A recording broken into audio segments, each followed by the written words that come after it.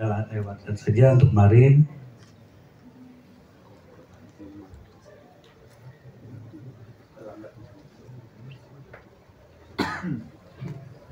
Nah, ini kita kaitkan tadi ya, antara tadi pertanyaannya ada kaitannya dengan kalau kita menggunakan lahan itu untuk pabrik, ya. Tadi pertanyaan ada satu kaitannya dengan apakah area itu masih akan ditambang apa enggak? Ya, itu harus kita pastikan bahwa area di situ sudah clean. Ya, artinya udah main out. Ya, udah main out, kemudian baru bisa kita manfaatkan untuk bentuk lain. Gitu ya.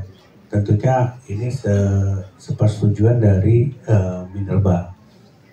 Ya, kalau di kami kaitan dengan sistem, kita mulai dengan sistemnya dari AMS ini. Ya, sebelah kiri, ya, kita punya integrated management system dulu, terus kemudian kita turunkan bagaimana munculkan standar-standarnya, baik standarnya untuk manual SMK 3, ada SMKP. Bapak Ibu kalau kita lihat di sini kami ada dua, ada SMK 3, ada SMKP. SMKP-nya pertambangan, SMK 3-nya untuk smelternya dan refinery-nya. Ya. Nah, ini harus digabungkan, harus di-overlapkan supaya pengelolaannya bisa terpadu. Ya, makanya kami punya IMS di awalnya sebagai dasar. Ya. Nah, ini standar yang dilakukan untuk HSE, tapi dilihat di sebelah kanannya, sebelah kiri ya, sebelah kirinya ini.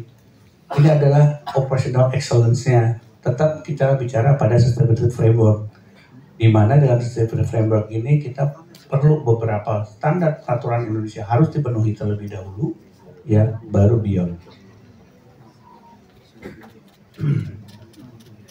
Nah, kalau kita bicara integrating daripada antara operational change antara HSE dan sustainability, di sini kita bicara people and safety, ya. Kita harus punya strong berkaitan dengan safety, tidak hanya safety kaitannya dengan tambang, tapi juga di pabrik, ya. Sehingga pengelolaannya harus terpadu. Ada perbedaan-perbedaan di dalam standar peraturan yang ada, tapi itu kita bukan suatu yang tidak bisa kita selesaikan. Kita harus selesaikan di situ. Ya.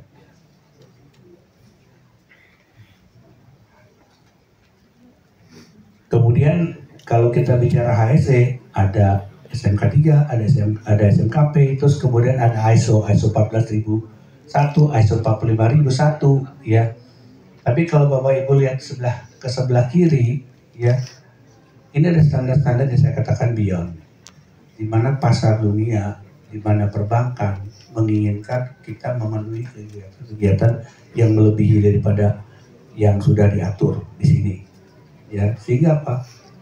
Kami harus mengikuti untuk reportingnya pakai GRI, terus kemudian ada RMI, kemudian di processing, kemudian ditambah ada IRMA, ya, di mana peraturan adalah bagian daripada standar-standar yang ada.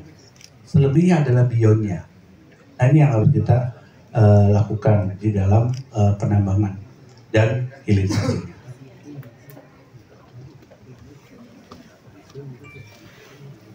Nah, tantangannya apa?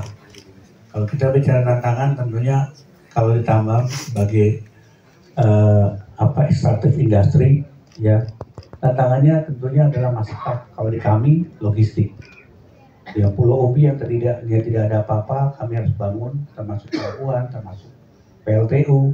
Begitu bangun PLTU, masalahnya terkait dengan dekarbonisasi. Ya. Nah, antara ayam dan telur, tadi kita bilang ya. Ya, harus membangun yang mana, gitu ya. Itu semua dipertimbangkan dan dihitung berapa nilai karbon yang bisa kita dapat dari kegiatan yang ada di lingkungan. Kemudian kita bicara skalanya adalah skala dengan teknologi, ya. Teknologi yang demikian terintegrasi itu tidak mudah karena harus juga mempertimbangkan tadi saya katakan waste-nya. Saat ini kami membuat dari Expal, ya, lagi melakukan menguji bagaimana tailing daripada aspal itu bisa kita manfaatkan, ya, karena dia punya kandungan besinya masih cukup tinggi, Nah itu kita lagi lakukan uji coba di lapangan.